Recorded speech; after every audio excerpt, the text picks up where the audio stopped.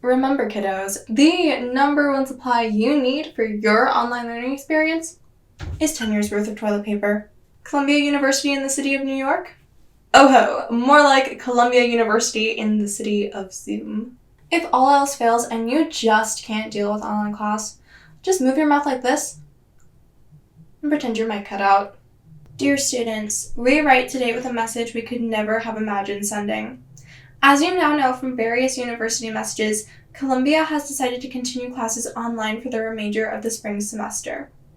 As a result, on-campus residents who are able to have been encouraged to depart campus as early as possible for the remainder of spring semester. This email and the entire concept of social distancing is why I'm making this video and not eating Cap'n Crunch pancakes at IHOP right now. Hey guys, it's Krystle back at it again with another video. My gosh, it feels like it has been ages since I did a sit-down video like this, and the reason I'm making this video is, as you can probably tell from the title, Columbia University has shut down all in-person classes and has asked all students to leave campus if we possibly can. There's been a confirmed case of the virus on campus, so as of right now, campus is open for people who absolutely need housing accommodations and food, but for everyone else who possibly can, all the rest of us, they've asked us to go home and socially isolate as much as possible, which is why I'm making this video from New Jersey. And the situation is changing every single day. Things are completely different from one day to another, both with what Columbia is telling us as students and what everyone really is being told all across the country and the world. So by the time I finish filming and editing and even uploading this video, things might be different. So just, take this with a grain of salt. But at the same time, this is what's happening right now. A lot, like the vast majority of students, are evacuating from Columbia right now, and the ones who are staying aren't allowed to congregate in events of 25 or more people. I am filming this video on Monday, and I actually officially left campus 2 Fridays ago, but then I went back this past Thursday to get all my stuff and bring it home, but then I ended up leaving some stuff there because I didn't know that I couldn't really go back and get the rest of it, and then it's just crazy with all the storage and stuff. I'm trying to get the storage companies to come and get the rest of my stuff, and I'm trying to get Columbia to make sure that they'll allow the storage people into my room when I'm not there, and that there will be someone to sign, and it's just so frenzied and frazzled. It's just Still, I feel incredibly lucky that I'm able to live so close to my college and get home so comparatively easily. And just for the past week, I've been reaching out to all my friends who live everywhere from locally to internationally and just trying to make sure that they're okay and that, they'll be able to get home, and just trying to make sure that everyone's moving process is as smooth as possible. I don't know if that's even a thing right now, but fingers crossed. And yeah, it's been a lot. Columbia has actually started spring break this week, which is such a relief because that means they have enough time to transition students off of campus and classes online. And we actually had our first online classes this past Wednesday and Thursday, and we used for it the video conferencing platform Zoom, which you may or may not have been hearing a ton of memes about lately. And that's actually exactly why I wanted to make this video. Columbia is far from the only school that's moving online, shutting down, and actually there are schools that are even kicking people off campus. Like, I am so lucky, and everyone at Columbia is so lucky that they're not actually officially shutting campus down 100%, and students who need to can petition to stay there. But still, at the same time, students are having to clean up our rooms and travel on incredibly short notice.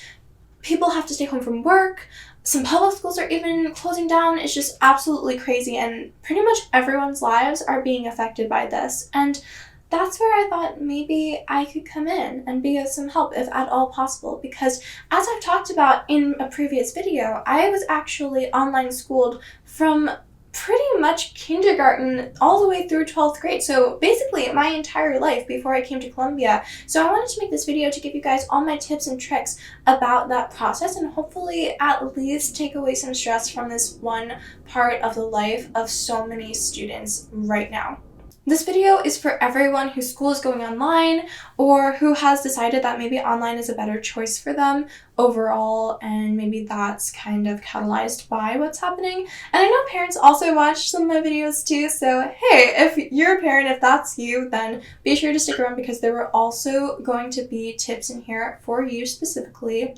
And I'm going to be separating this video into a few parts, going over everything from the technicalities of what online learning is like to how you can pay attention in online classes and so on and so forth. So I'll be putting the timestamps for each section in the description box down below, so you can skip to the part that's most relevant to you, or watch the whole video for those of you who can't get enough of my sparkling personality.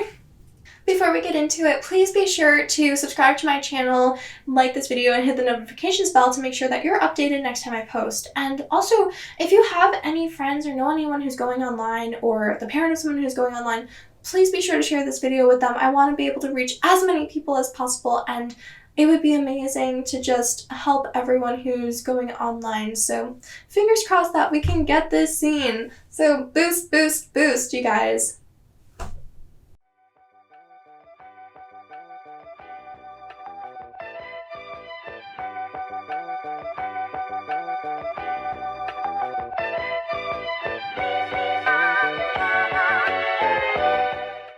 So you're going to be online schooled. Here's what you need to know. You're probably going to be using Zoom, which is an online video conferencing software that you can download on your computer and use on Mac or PC or whatever setup that you have. Your professors should have been or should be sending out links for you to click on, or specific meeting IDs that you can enter on your computer to get to the right room, so that you're with your professor and classmates when you're actually logging into class and not some other random Zoom room with other teachers and classmates. That's a no-go. But what I really want to cover really quickly is that when you first open up Zoom on your computer, you might encounter this pop-up that asks you whether or not you want to mute your microphone and turn off your camera when you open up Zoom for the first time. I would highly recommend you guys do this, because if you don't, then you might have Zoom open up on your computer with your mic turned on, and if you forget that that's happened and you don't turn it off, then everyone in your class will hear every cough, sniffle, sneeze, and of course your parents barging into the room because they forgot you had class. When you log into Zoom, it'll initiate this pop-up that'll ask you to test your audio and microphone and video and all that jazz. Unless you've been having issues with your computer, you really don't need to do this every single time you log into class. Just the first time is fine. You can make sure that you're able to, 1, hear what other people are saying, 2, make sure other people can hear what you're saying, and 3, turn your video on and check your background.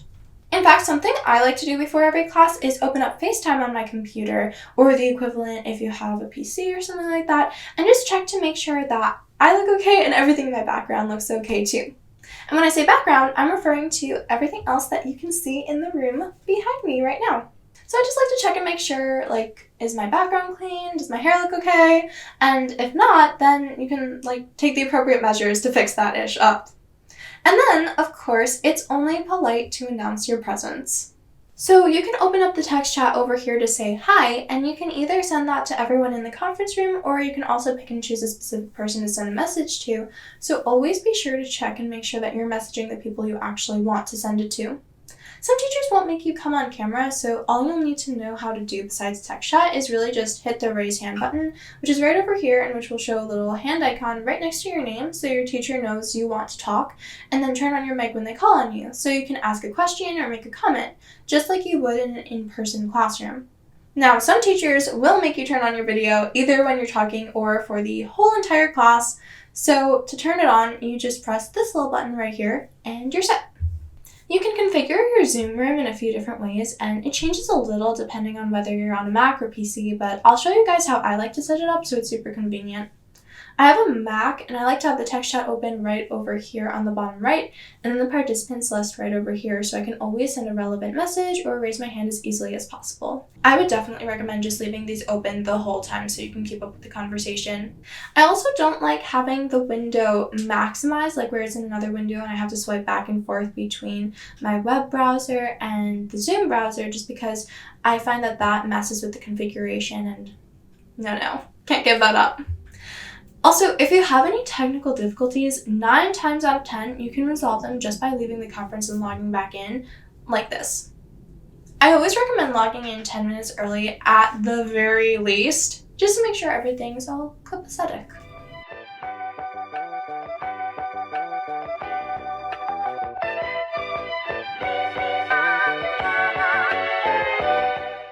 So I've just given you guys the whole virtual tour, but it is really dependent on your specific teacher and classroom how you'll actually be expected to use those tools. Still, there are some general rules that everyone should stick to and know about when you're doing class online, and one of the first and most important of those has to do with text chat. Obviously, if your teacher asks you not to use the text chat because they think it'll be distracting or something, even though they're totally wrong and text chat is so freaking awesome, don't, spam the text chat with messages that don't pertain to class discussion. But if your teacher is okay with it, using text chat to ask questions or add to the discussion is actually a really great way to have a whole nother layer of depth that's added to the experience of being in class in ways that you can't even necessarily replicate in a traditional classroom, IRL. So, silver lining, if you will. Second of all is not abusing the, shall we say, unique capabilities of online learning when it comes to slacking off. I mean, yeah, you can lie and say that your computer is lagging or that you're having trouble logging in. You can turn off your video and take a nap instead of paying attention. I mean, the list goes on and on. And it's one thing if you have legitimate technical difficulties, or even if you just want like a mental health day. I mean, self-care is so important, especially now when we are literally living through a worldwide pandemic. So do that face mask, girl. Get that sleep. Just maybe don't do that during class. Education is still a thing, even in the time of Corona.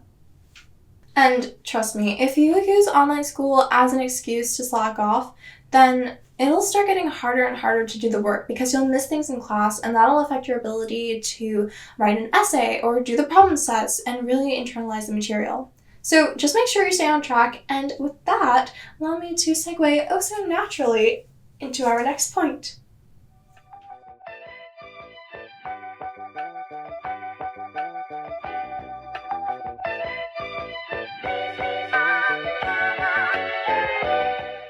One thing I've heard a lot from my friends who have started online classes at Columbia and elsewhere is that they're worried that it's harder to pay attention online. And now this is really, really different for everyone, and some people find it the same or easier to pay attention online. But having gone through 13 long years of online learning, I can definitely understand the concerns of those of you who are worried it's a little bit harder to pay attention sometimes, whether you're getting distracted by Instagram or notifications, or even if you just don't find the online format quite as compelling. I mean, even if you have your video on, your instructor can't see everything that you're doing, so might as well just not pay attention, right?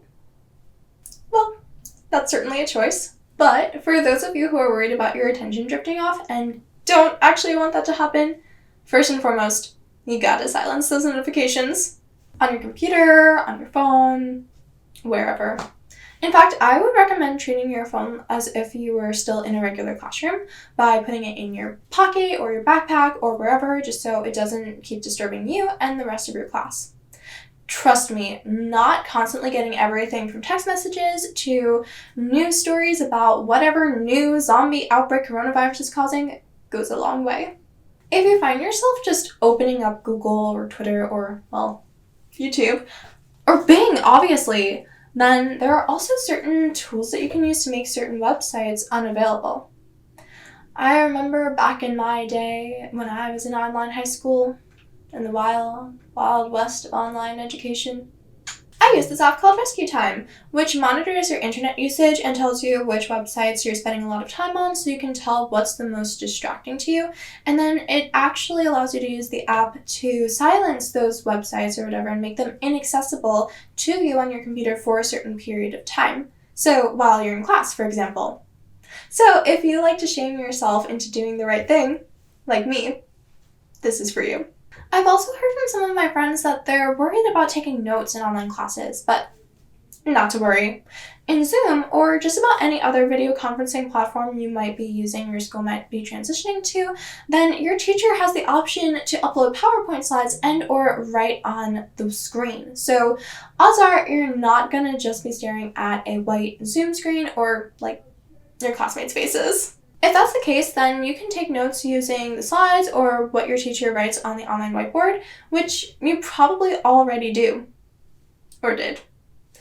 However, even if that is the case, this is still a really good chance to get into what's a really good habit anyway, which is really listening to what the teacher is saying, how they're describing the topic you guys are learning about, and then writing it down in your notes in your own words in a way that you will understand. Whether there's writing on the screen or not, taking notes in a way that you know works best for you and you'll actually remember is a good habit to get into. And I would also really recommend taking notes by hand, because if you're taking them on the computer, then you'll be swiping back and forth and toggling between a ton of different tabs, and nobody's got time for that. I would also pay really strong attention to how you yourself learn best to make sure that your notes work for you, because for at least some of you, your class sessions will be recorded now that they're online. And you can actually go back and listen to any part of the class that you want to.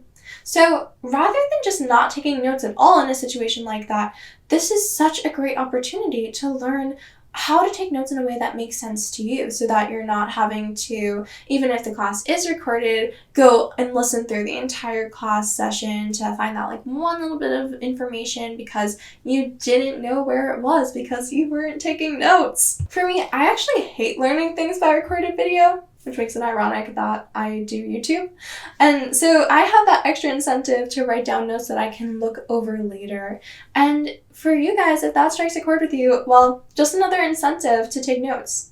Now, if you're more of a visual or auditory learner and you do want to go back into the recording if it's available to find that information, then I would still recommend taking notes, even if it's just to mark down what time your teacher talked about something that you think you might want to remember in the future, so that you don't have to waste your time hunting through the whole entire class recording once again, just to find that one little noodly bit of information.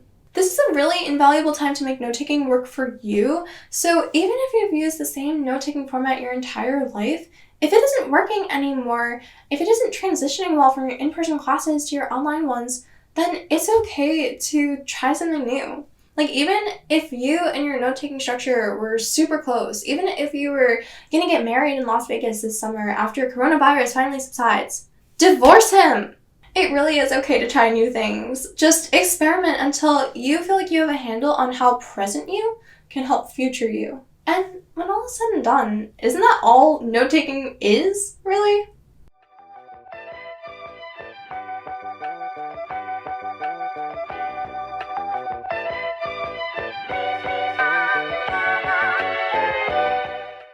So to wrap things up, I wanted to provide you guys with a list of resources that I think will be helpful to you, whether you're a high school or middle school student, a parent, a college student, or a teacher, or anything else, anyone else who might be watching this video. Hi. So first of all, one thing that I've been seeing around a lot lately, and I'm saying this because I know that feeling of being cooped up that can set in really quickly when you're at home and not really going out or on spring break like me, is virtual museum tours. You can check out the Guggenheim, the Van Gogh Museum, and 10 others that I'm aware of, and I'll put the link down below in the description box so you can check it out. On a more serious note, I've actually been receiving inquiries from parents who want to enroll their kids in online school full-time, which is completely understandable. So I've linked a list of online high schools down below in the description box. Obviously, I will always champion my alma mater, the Stanford University Online High School, aka the happiest place on earth, so Disney World can go suck it. But, you know, there should be something in this list for everyone, whether you want self-paced or live online classes or what have you. And adding on to that, the CEO of Zoom has been offering K-12 schools free access to Zoom, which of course is so awesome and super helpful. And I think that is basically one of the bright points in this situation that has very few bright points. It's just that I've seen so many people coming together and working to help themselves and one another and the world as a whole to get by in this really dismal situation. And I hope that I and this video can be a part of that as well. And if you'd like help in choosing which online classes are right for you, be it you're transitioning to online school right now and you don't know what to choose from the plethora of options out there, or you actually want to transition to online classes full time, if you're a middle or high school student or a parent of one of them, or even elementary, please feel free to get in touch with me and I will help you guys out. This is something I'm so passionate about. It's something I've dedicated my life's work to, my very young life, but still, and I would be super, super happy to guide you along that process. Also, my sister Ash, who you guys have seen on this channel several times before, has started a blog called Learn Online 101 for help with people who are transitioning for the very first time to online learning, and has a lot of really helpful tips and tricks, and you guys should definitely go check it out. She's also put together this guide to online learning for colleges that's being shared amongst like the chemistry professors of the world right now, so this is the real deal. Go check it out. Finally, in accordance with the official measures that you've probably seen posted everywhere by now, I've got to ask you guys to wash your hands, drink plenty of water, and please, please, please practice social distancing by not going within 6 feet of people outside your family, limiting events and gatherings that aren't fully essential to fewer than 25 people, and not going out if you're sick. Even if you're a healthy young person and you're feeling invincible, please still listen to these best practices, because you could get it and become a carrier and transmit it to someone who's older or immunocompromised, who could literally actually die if they get coronavirus. Not to sound like a fearmonger, this is not going to cause the apocalypse. We are going to be okay, I promise. But still, at the same time, it's really important not to panic, but to really take all the steps we possibly can to take care of ourselves and one another. One thing I want to make super clear is that I do not in any way want to exploit coronavirus or capitalize on it or anything like that whatsoever. Trust me, I have experienced firsthand how absolutely devastating and literally heartbreaking this has been. People are out of work, kids are out of school, people are getting sick, and people are quite literally dying.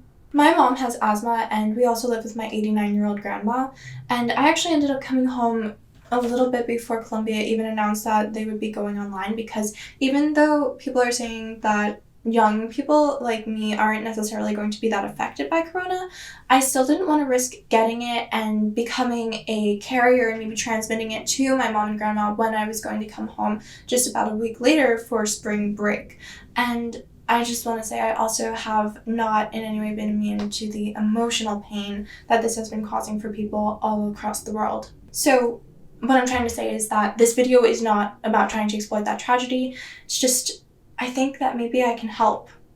You know, I have seen so many of my friends and other people from other colleges all around the world just freaking out about what online school is going to be like, and even just how it's going to be, this whole process of signing into these online platforms and going online for maybe just a few weeks, or what is looking a lot more probable, the entire rest of the semester. I'm going to be making a lot more videos about the online learning experience, so if you want more tips and tricks, be sure to subscribe to my channel, like this video, hit that notification bell, and share this video with all your friends who are going online too, because friends help friends. We are going to be okay. I promise. Okay? I love you guys. Stay safe. Bye for now.